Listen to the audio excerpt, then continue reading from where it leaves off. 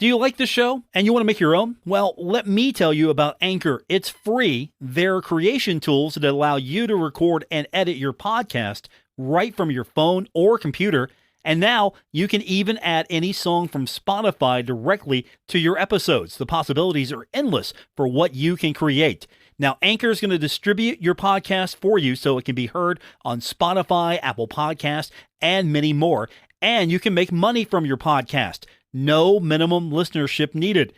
It's everything you need to make a podcast in one place.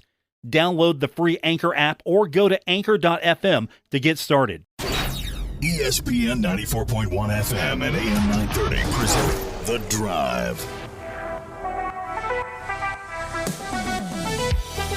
It is Tuesday, September 27th.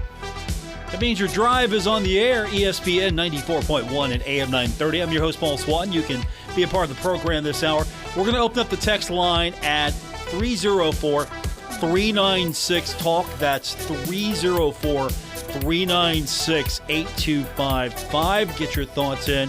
I've got Coach Huff comments from earlier today. We're going to get into that here in the next few minutes, so looking forward to doing that with you. And, of course, we have got Marshall taking on Gardner-Webb. That is the game on Saturday. Going to be a 3:30 kick. We'll have it for you here on the radio. So if you can't go, we've got you covered. Or, you know, what you could do is you could go and listen to the game while you're at the game. You could do that. That's what you need to do. Just go listen to the game. Take a radio. Take one of those sports radios. They still make those. I need one if they do. Those sports radios, remember those where it was just the radio and the headset all built in? Are you old enough to remember that? And it used to come in this really awful yellow color.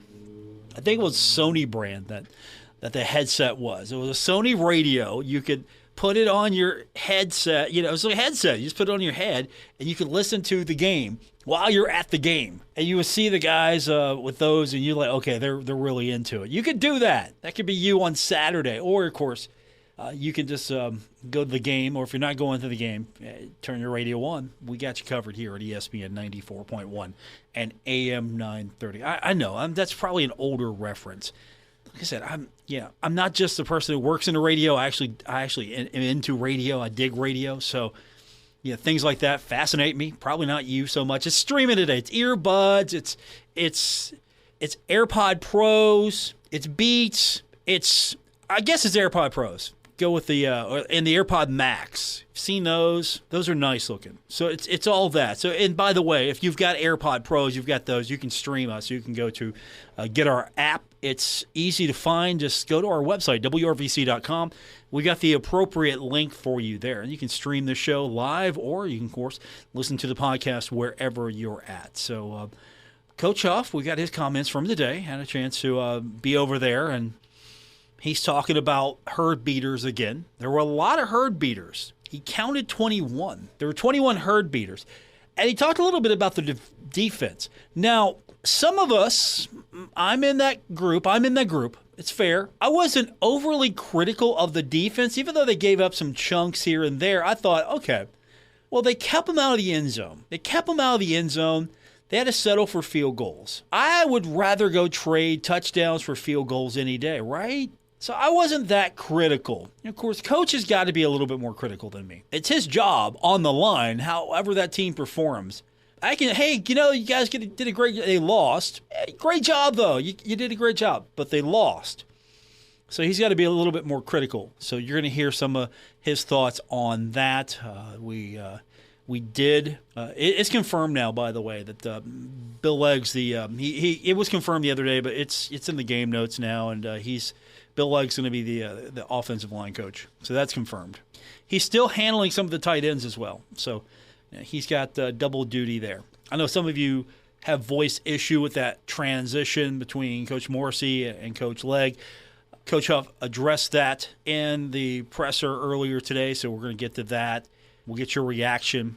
304-396-TALK, 304-396-8255. Gardner-Webb, the opponent for the Thundering Herd, coming into this game 1-3. Marshall, last time these two teams met was back on September 7th, 2013. You remember that game? It was a 55-0 game. Now, is it going to be 55-0 again? Is it going to be anywhere in the ballpark? That's probably a great question to ask today for our text line. How close of a game is it going to be? Is it going to be 55-0? What's the score of this going to be? What you call it? Is it going to be a little closer? Is it going to be a high-scoring affair for the Herd? Is it going to be maybe a 25-point game? Is it going to be a 30-point game? Is it going to be a 15-point game? Well, Gardner-Webb, how many points will Gardner-Webb score? That's a great question, so I'll keep that open for you. 304-396-TALK, 304-396-8255. And I got to remember, though, this is a team that looked pretty good against Coastal earlier, and I think Coastal's an okay team. I think they're probably better than okay. They're all right team. And I don't think you can compare game to game, week to week. Are we going to see the team that gave Coastals some fits here? Are we going to see the team that lost last week? Same thing for Marshall. I mean, which team are we going to see? So I'm hoping that it's a decisive victory. It would be good right now if Marshall could just dial one up and name its score and just go out there and put a lot of touchdowns on the board. It would be nice. Plus the team's home for the first time and forever, it feels like. So you get a chance to get that home game feeling again. You're not sleeping in your own beds because you're going to go up. You're going to go to the hotel, but you're not on the long bus trip. You're not making the long travel. You get to see you get to see what the home fans are looking like again. I mean, that's a big thing. So we'll break this down a little bit more when we continue. Marshall head coach Charles Huff. We get to hear from him when we continue, and I'll start answering some of your texts, 304-396-TALK, 304-396-8255. More coming up on this edition of The Drive on ESPN 94.1 and AM 930.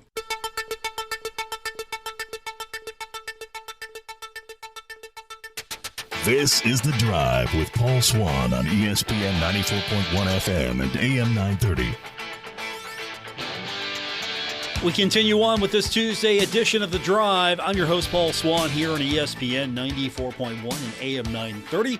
We're going to hear from the head coach himself, Charles Huff, in a moment. I'm going to get to your text now. 304-396-TALK, 304-396-8255. Texture is asking, what's the Vegas line? That's a good question. So far, the only line I've seen a spread from WinBet. And WinBet has Marshall at minus 34. Minus 34. No other book has given a line just yet. I haven't seen any other lines. So hopefully in a few days we'll get some lines on this one.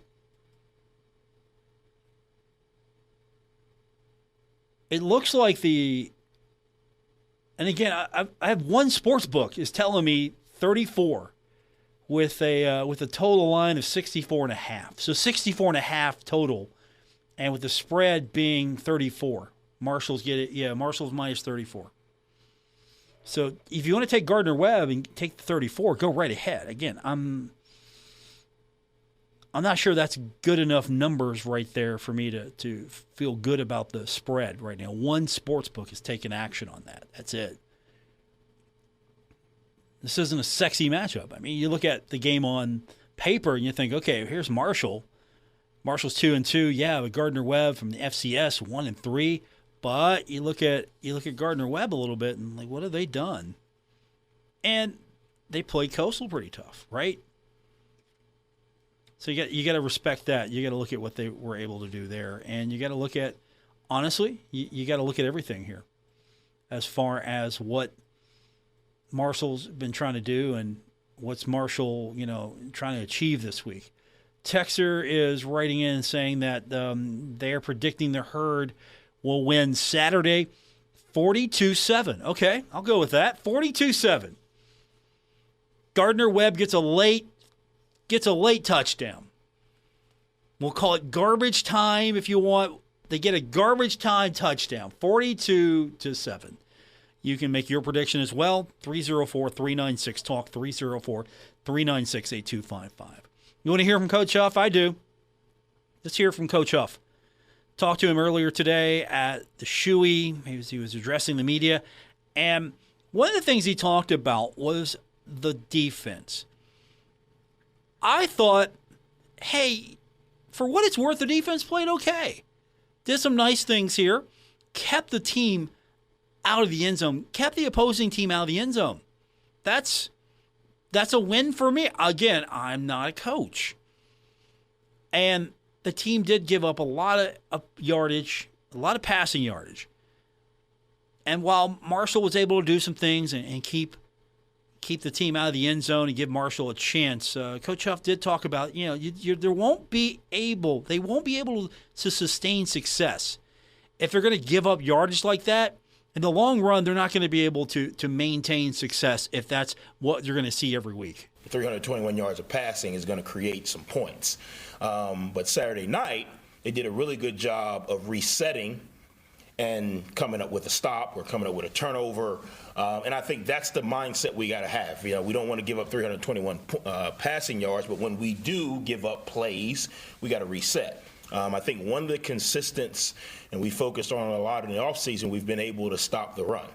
I think stopping the run has created an opportunity for us to be in advantageous third downs. Now we've got to be able to get off the field on those third downs and be able to create some field position flip for the offense. Offensively, we're spinning our feet in the mud a little bit because of the things that we prevented the first 2 weeks are showing up in these last 2 weeks. Sacks, turnovers, penalties. The first 2 weeks we were able to prevent them or minimize them. In the last 2 weeks they've shown up. And then when you get in those situations to where you're not able to be ahead of the sticks on first and second down, it magnifies your issues that you have on third down. And then as the opponents get better, they know your issues, so now they're able to attack your issues in the areas where you're struggling a little bit.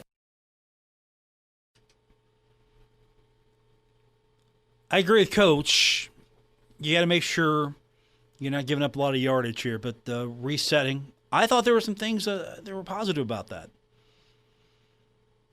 I don't think that the defense is the issue right now. Defense kept Marshall in that game.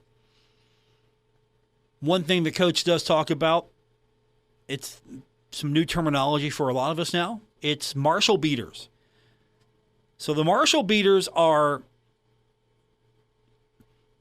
that's a stat that coach is keeping.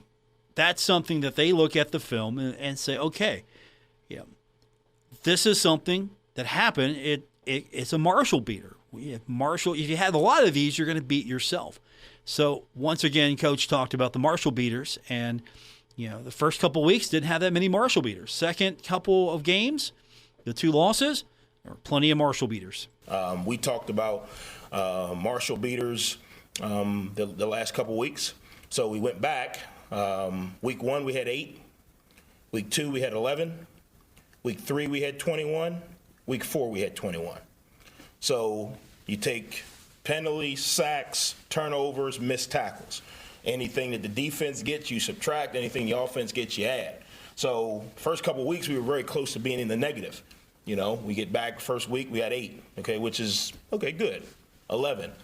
Well, they say, well, Coach, what's the number? Well, it ain't 21, okay, I do know that, okay? So when you really start looking, because our defense did some good things. They got some turnovers, they got some sacks. Well, then we gave up some sacks and some turnovers, so that balances out. And I think as you look at them, there's been some that have been probably double costly for us in the last couple of weeks, meaning taking points completely off the board or putting them completely on. On the flip side, the first couple of weeks, we were able to put points on the board. Gilmore gets a pick and scores. This week we give up a strip sack and they score. So I think when you talk about the mistakes, obviously the magnitude of the mistake helps kind of paint the picture a little bit. So the obvious question, how do you eliminate Marshall beaters? Obvious question, right?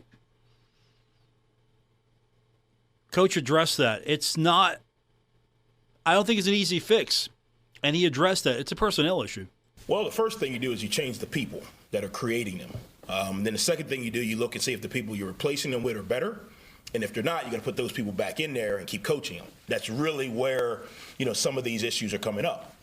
The other part of it is we've got to kind of manage what we do to put guys in the situations, right? So if we're having issues protecting, against pressure and different looks or different rushers, we've got to create a longer edge. We've got to get the ball out quicker, or we've got to do something to neutralize the issues that we have, whether that's, hey, the tackles have an issue or the guards have an issue, or, hey, on third down they're bringing this type of pressure, that's an issue. So until you can replace the person with a better person or a different person in those situations, you've got to be able to manage the situation with the play call or the formation or, hey, we really like to do this play, but this play is not protected, so we can't do that play, which is going to create some issues because now you're not able to truly be the offense or defense you want to be.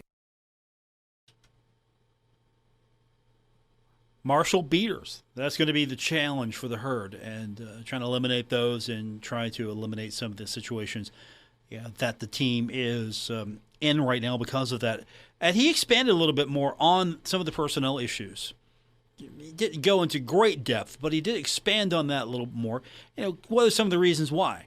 Because he talked about kid just doesn't go out there and I'm going to fumble today. I think today's the day I'm going to fumble. I'm going to fumble. I'm going to fumble in the end zone maybe. Do something like that. No, it's nothing like that at all. But there are some personnel issues on the team. Depth is still, you're just trying to bring up the depth. You might have some great ones, but you got to bring the twos and the guys behind up. So he talked a little bit just about some of the personnel issues that the team's going through right now. Same thing on defense. We had 14 missed tackles Saturday, 8 by the secondary. Well, part of it is we're short a guy in the secondary with Isaiah Norman being out right now. Hopefully get him back soon. So now you're playing different guys, So do those guys have the responsibility to make a tackle? Yes. Obviously, it helps when you have your better players in there to try to, negate some of that. So it's a combination. It's a combination of developing the back half of your roster so that as the season goes and the other guys do have to play, they have the experience. It's developing the guys that are in there so we can run the plays on both sides of the ball that give us the best opportunity while being protected. So it's a combination. It's a lot, I would say when I had Saquon Barkley and Miles Sanders, if Saquon fumbled, I put Miles in. Well, both of those guys are draft picks, so it's easy. Well, when LeBourne fumbled, the guys that went in behind him are just younger. So he still gave us the best chance to win, but we've got to decide, do you let the guy keep fumbling or do you put in somebody who's younger, maybe doesn't have the experience? So as a coach, you kind of find that balance. I don't think any of our players go out there with the thought of I'm going to mess up or I'm going to fumble or I'm going to give up a sack or miss a tackle. But we just got to make sure we're putting the best guys in position to do what they can do best. Coach Huff from earlier this afternoon, we're going to talk to Coach about a couple of other issues, specifically the offensive line, specifically pass defense, and just why Marshall seemed a little more run-oriented on Saturday. So we've got those. And your text coming up, 304-396-TALK, 304-396-8255. I'm your host, Paul Swann. Thanks for tuning in. It's The Drive on ESPN 94.1 and AM 930. We're taking Paul Swann everywhere. Download or subscribe to The Drive with Paul Swann on Apple Podcasts, Spotify, or wherever you get your podcasts. We're taking your text as well, 304-396-TALK, 304-396-8255. Texter wrote in, all I hear is excuses. Of course, this is in reference to Coach Huff's press conference comments from earlier today. Huff always wins the press conference. Good for him. How would you rate the press conference? That might be a new feature here. We might, every Tuesday, rate the press conference. So you tell me. You rate the press conference. Let me know. I'm kind of snickering at that. I appreciate you guys so much. You guys, when you text me, sometimes I just sit there and smile and laugh when you guys text me. So thank you. I can use that as much as you possibly could know. I can use that a lot. So we might rate the press conference. How's Huff? How's he doing so far? How's the presser? Well, let's hear a little bit more of it so you have a larger sample size. Coach Huff explained why Marshall was a little more run-oriented on Saturday, because that was the question.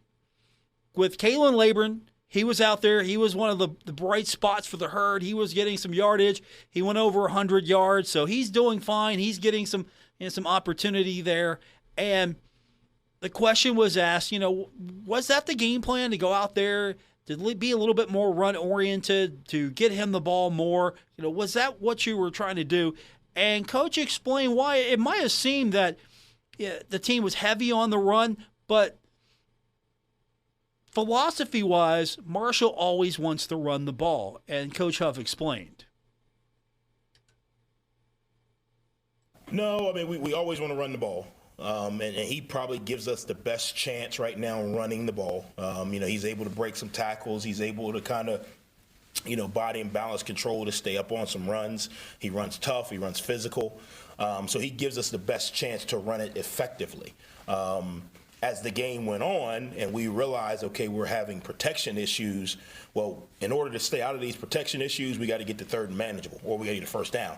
Because if we get into a situation where it's 3rd and 17 or 3rd and 15, well, that's not advantageous to anybody. So as the game went on, we realized, hey, the defense is doing a good job of kind of keeping us in this thing, so let's try and run the ball to be more efficient until we can get to a position where we can open it up and throw it a little bit more, as we got in different situations. So Coach Huff explaining that protection, that's going to be the big issue for a little while, protection. And speaking of protection, Coach Huff talked about some of those issues on the O-line. Now, we've known here for a little bit that there's going to be a transition phase to this, because Bill Legg has taken over the offensive line. Coach Morrissey submitting his resignation, so you've got this transition going on. And Coach Huff was talked about some of those issues on the O-line. And, is the transition maybe part of that? Coach talked about that these were known issues, and he pretty much said that it's not a Bill Legg issue. These are known issues that they're trying to address. I don't think it's been a factor. That could be an easy excuse. We had these issues in August. We've just been able to manage them, if that makes sense. You know what I mean? It's just been something that, if you look back, we gave up a sack in the Norfolk game. Nobody really knows because we were able to score a bunch of points. We gave up a sack in Notre Dame game. We didn't drop back as much in that game because going into the game, we already knew, okay, their front is probably going to be a little more aggressive. So the issues that we have are not new issues. So it's not a coaching change, or it's not Bill Legg's teaching different than somebody else. It's issues that we've been able to stay out of these situations. We haven't had very many 3rd and +6s up until the last 2 weeks. Well, now they're starting to show up a little more. We haven't been in a situation where we've needed to come from behind in the last couple of weeks. We put a drive together a couple weeks ago, and it was mostly run. LeBourne comes out of there and gets a 40-yard, 50-yard run. That changes the whole dynamic. We haven't had that in the last couple weeks. You know what I mean? So now as you're moving the ball down the field, well, you may get in 3rd and 8. Okay, well, here our issues come. How can we protect our issues and still get enough guys out in pass routes to be able to get 8 yards? So issues that we've had that we've been able to mask, and now they're showing up. We've got to get back to, 1, creating new ways to mask them, and then 2, playing winning football. Not turning it over, being efficient on first down, taking care of the ball when we do run it, being more efficient with RPOs. The first play of, or second play of, Bowling Green, we hit an RPO, which is a way to mask the pass. We're going to run it, we're going to throw it. So just things that we've been able to do, we got to continue to do better. And things that we've known have been issues, we got to continue to create new ways to change the issues or mask the issues so we can keep moving forward. Coach Huff, just breaking it down as far as these are not new issues. It's just been able to avoid the issues, or to address the issues, or to mask the issues. So hopefully this won't be an issue when Marshall takes on Gardner-Webb. And you're going to have plenty of time to get ready for Louisiana as well.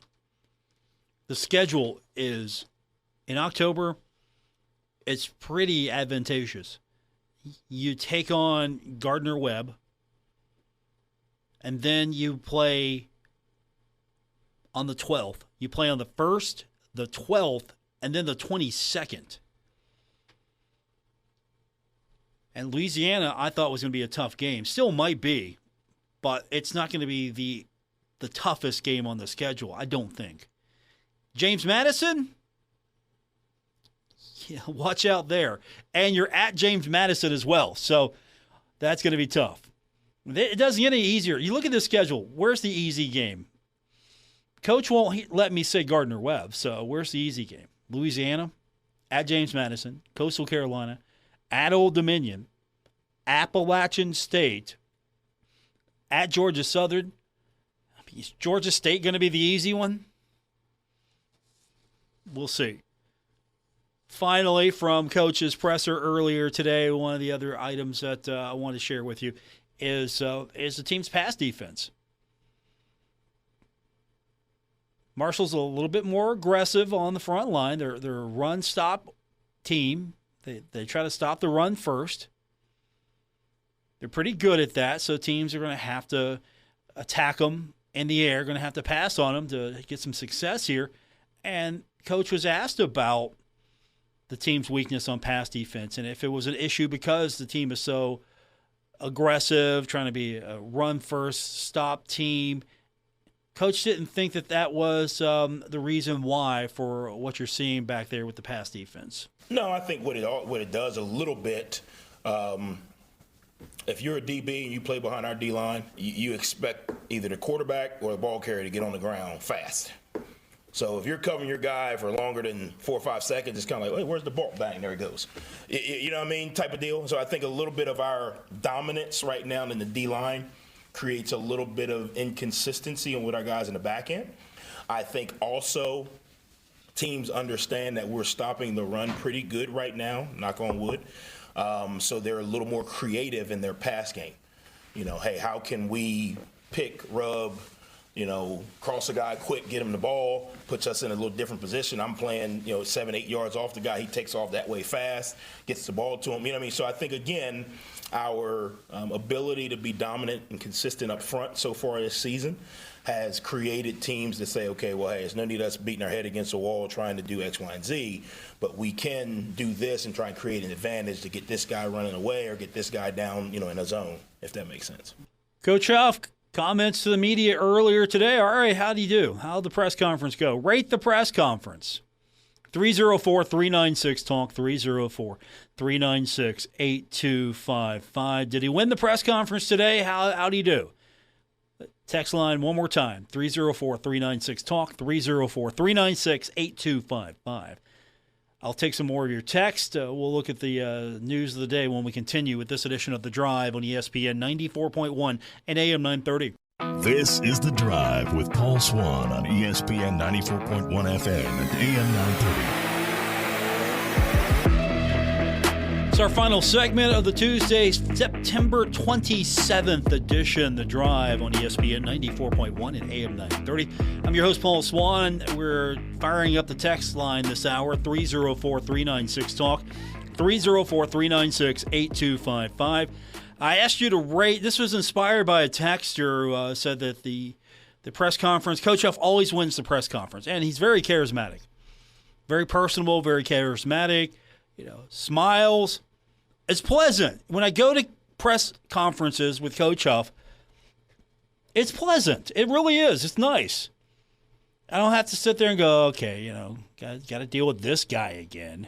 I don't have that feeling dealing with Coach Huff. So I enjoy going to a Coach Huff presser because, sometimes he might take a shot at the media. Sometimes we deserve it. Sometimes we don't.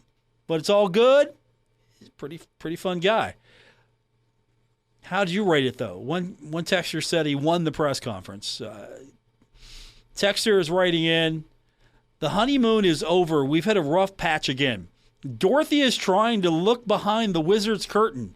He's so secretive to understand what's going on. So, one, thank you for the Wizard of Oz reference. I will always appreciate a good Wizard of Oz reference. So, is Dorothy trying to look behind the wizard's curtain? I mean, is the wizard back there? Another texter writes in, Coach Huff gives the best explanations and insights that I've heard from an MU football coach since maybe Coach Pruitt. I appreciate his insight and the way he thinks, so I give him 2 thumbs up. Okay? 2 thumbs up. Siskel and Ebert, 2 thumbs up. Okay, that might be a lost reference on some of you. Gene Siskel, Roger Ebert at the movies, 2 thumbs up.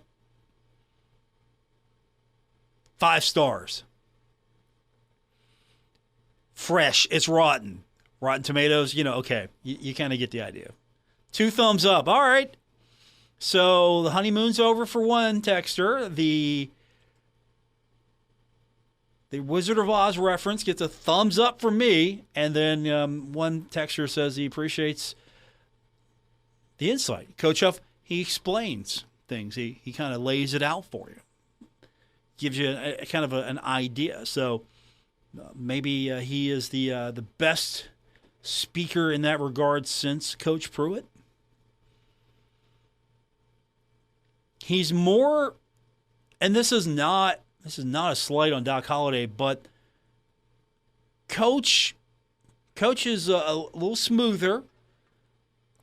Look, Doc was, if you got to know Doc was a funny guy. If you got to know him, he could smile, he could laugh. If you got to know him, Doc was wake up early. Get your lunch pail, pack it, because you're going to have a full day. Show up, grind. Take time out of your day to deal with us. And then get back at it. Coach Huff, he's younger. He's able to go on social media. He's able to relate to kids in a different way. I mean, I don't think he's out there making TikTok videos, but he references TikTok because he knows what TikTok is. He's good on social media, very personable, smiles a lot.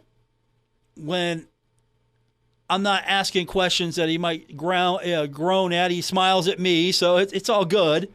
It's all good. Texter is saying that Coach Huff's pressers are a lot more exciting than most of the Herd's offenses over the past 20 years. Ouch. Ouch. I will say this, though. He's pretty good at the presser. I don't think he's lost too many pressers. If he went 1-0 this week. In the presser, I think he went 2-0 because there's the Sun Belt presser on Monday. So he's 2-0 for the pressers this week. I'm going to say it right now. He's 2-0. This from the text. I like this. Texter says, Huff is undefeated at press conferences. Has he lost a press conference yet? Has he lost one? I mean, there was that one a couple of weeks ago where he just dead laser beamed Woody Woodrum. He's asked about the football field being the same length and the field goal post, and just laser beamed him. I mean, that went viral. That was pretty good. So hats off to Coach Huff winning the presser. I agree with that though. He is undefeated. I mean, I like going to his pressers. I can honestly say that. You know what? He's better live than he is on Zoom. I'm gonna go ahead and say that right now. He's better live than on Zoom. It's like you get a CD, an MP3, you get an album of your favorite band. Oh man, they're great. They're great in studio. You see them live in person, they're better in studio. I think with Coach, you pick up the Coach Huff album. Oh, this is great. He's on Zoom. He's pretty, Doesn't have the audience there really to bounce off of, but he's really good. He's good in studio. Then you get him out in concert. You get him in front of people. And he's so much more. It's like oh man, they're great in studio. That band's great in studio, but get them in a stadium, get them at live, they're much better. I think that's how we rate the pressers.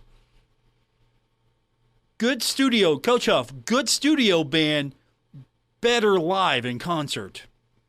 Still undefeated as far as press conference is concerned. Texter writes in, Coach Huff's undefeated press conference record will not match the Herd's disgruntled fan base with one more loss. What if this team goes 9-3? Let's say Marshall goes 9-3. That's pretty good, right? Can we say that? Or is 9-3 not good enough? Let's allow for one more loss. Let's say whatever the case may be, Marshall in the regular season loses one more of these games. Pick one. What if Marshall loses to Appalachian State and the Herd wins the rest of the way? Is the fan base going to turn on him? Now, if Marshall loses against Gardner-Webb, yes, the fan base is going to get really nasty. Really nasty. But if Marshall beats Gardner-Webb and then has a pretty competitive rest of the way here, is he going to lose the fans? That's a fair question. I'm going to ask that question. Is that? Can you answer that? Does he lose you? If Marshall loses against Gardner-Webb, are the fans going to riot? And I don't mean literally riot, but, is it going to be a disgruntled fan base rest of the way? But if Marshall wins against Gardner-Webb and then does well the rest of the way, how are we feeling? Or can we answer that just yet? That's a fair question, I think. That's a fair question to ask. 304-396-TALK, 304-396-8255. That's our text line for this hour and every day we do this show here on ESPN 94.1 and AM 930. Tomorrow we're going to have player comments. We'll get some of that. Basketball begins practice tomorrow, so Thundering Herd basketball getting itself underway to get ready for the season. So we're going to be talking hoops a lot sooner than you think. That's coming up soon. I think we'll hear a little bit from Ari Agnes tomorrow as well. I know she's got a presser tomorrow, so we'll try to get something from that as well. So we'll have a pretty busy day for you. And, of course, we'll keep on this one. Marshall taking on Gardner-Webb. That's going to be, for the most part, that's going to be the main focus here. And then don't forget, we got Thursday night football.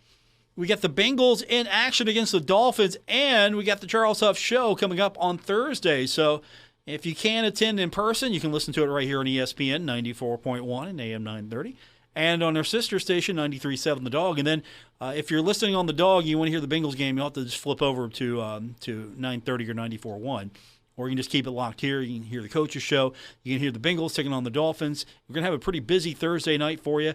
And it all starts with the Coach Huff Show. That's going to be at 7:05 p.m. right here on ESPN 94.1 and AM 930. All right, before we go, a couple more texts coming in. Texter says, if Marshall loses to Gardner-Webb, they won't have 100 fans in the stadium. I know better than that. Now, I know better than that. Rain or shine, win or lose, there's a solid group of fans that will show up. Marshall could get beat by Gardner-Webb 100 points, and there is a strong group of fans that will show up to see Marshall play Louisiana. And it'll be more than 100. But we'll keep an eye on the stadium attendance. What's the attendance going to look like on Saturday? What will the stadium look like? Is it going to be 25,000, 30,000, 40,000? It won't be 40,000. More coming up tomorrow here on ESPN 94.1 and AM 930.